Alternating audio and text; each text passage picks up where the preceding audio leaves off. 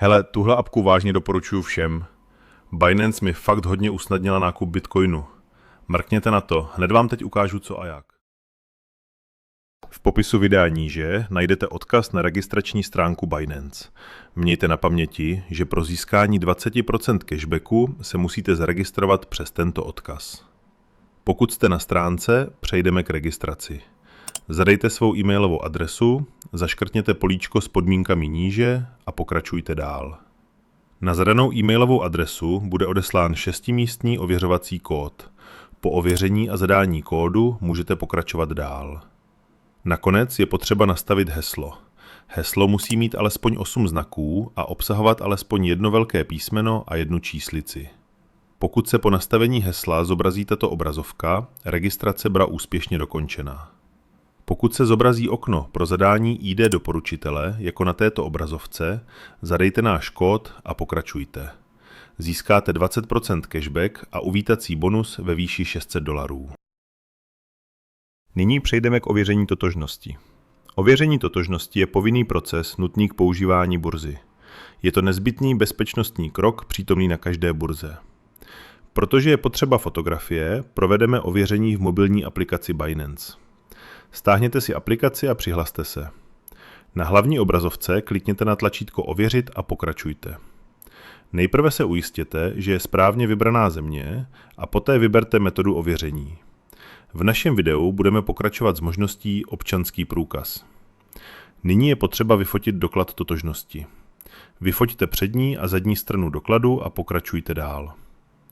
Následně je potřeba vyfotit svůj obličej. Stejně jako u fotografie dokladu, vyfoťte svůj obličej a pokračujte dál. Poté znovu zadejte osobní údaje z dokladu a pokud je vše v pořádku, přejděte k dalšímu kroku. Nyní ověřte svou adresu a pokračujte dál. Poté odpovězte na několik otázek, vyberte vhodné možnosti a dokončete ověření totožnosti. Nyní přejdeme k registraci OTP.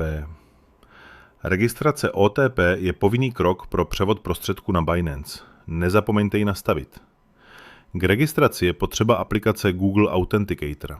Stáhněte si ji předem z obchodu. Začneme na hlavní obrazovce. Klikněte na tlačítko profilu v pravém horním rohu. Na další obrazovce klikněte na účet na levé straně. Z nabídky, která se zobrazí, přejdeme do zabezpečení.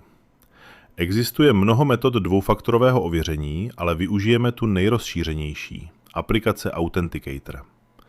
Stiskněte Spravovat a poté Aktivovat aplikaci Authenticator. Na vaši e-mailovou adresu bude odeslán 6místní ověřovací kód. Ověřte kód, zadejte ho a můžete pokračovat. Na další obrazovce se vygeneruje QR kód a textový kód pro registraci zabezpečení. Nyní přejdeme do aplikace Google Authenticator. Stiskneme tlačítko Přidat kód zobrazené na obrazovce. Stiskneme Naskenovat QR kód pro naskenování QR kódu. Po naskenování QR kódu zobrazeného na obrazovce počítače bude registrace OTP dokončena. Můžete vidět OTP kód, který se mění v reálném čase. Na obrazovce počítače stiskněte Další pro přechod k dalšímu kroku. Zadejte svůj 6místní OTP kód. Po dokončení bude registrace OTP úspěšně dokončena. Nyní přejdeme k vkladu. Začneme na hlavní obrazovce. V pravém horním rohu klikněte na Vložit. Ověřte, že je měna nastavena na euro a klikněte na tlačítko níže pro pokračování. Provedeme vklad metodou bankovní převod.